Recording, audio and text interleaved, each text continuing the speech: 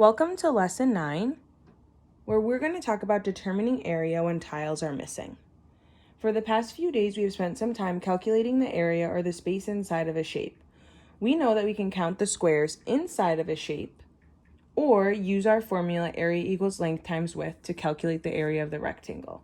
Today, we're going to take a look at some shapes and decide what to do when some of the tiles are missing in the rectangles.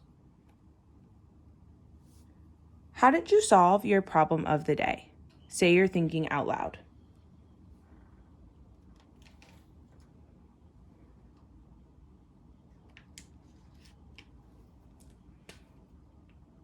Nice.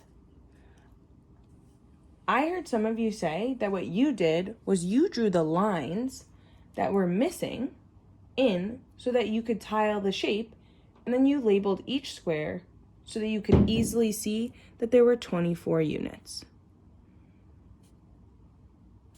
So carefully finishing the lines and then counting 12, 24. Okay. Great. So one way that we can find the area is by filling in the lines and counting the squares inside the shape. Nice job.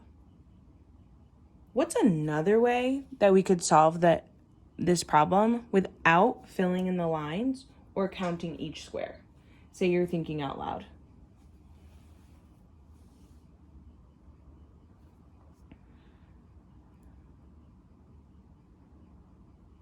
Oh, I heard some friends say that they could still use our formula area equals length times width. So we know that when tiles are missing or covered, we can find the area by just using what we already know about area, which is counting all the squares if we fill in the lines, or using the area equals length times width. So we already went over this strategy.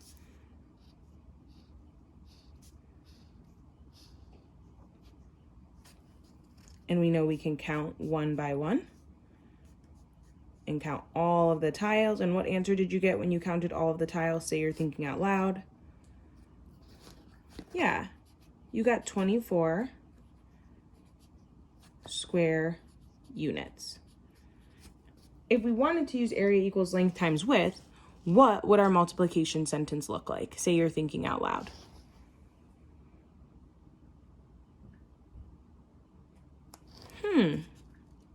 Oh, I heard you say that you just finished the width and you counted and you figured out that the width was 1, 2, 3, 4. And then you counted the length and got 1, 2, 3, 4, 5, 6. And then you multiplied 4 times 6 and you knew that that was 24.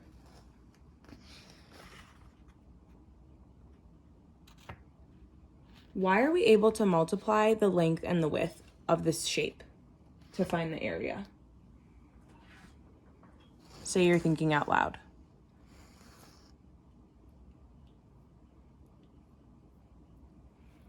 Yeah. I heard you say that rectangles are like arrays. They are equal rows of squares with the same amount of tiles in each. So that way we can multiply the length and the width just like we can multiply the rows and the number in each row in an array. Great.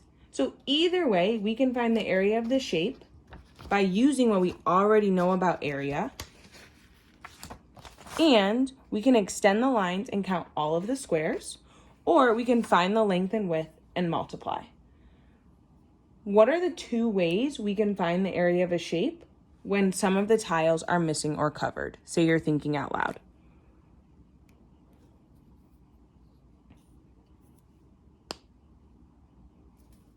Nice.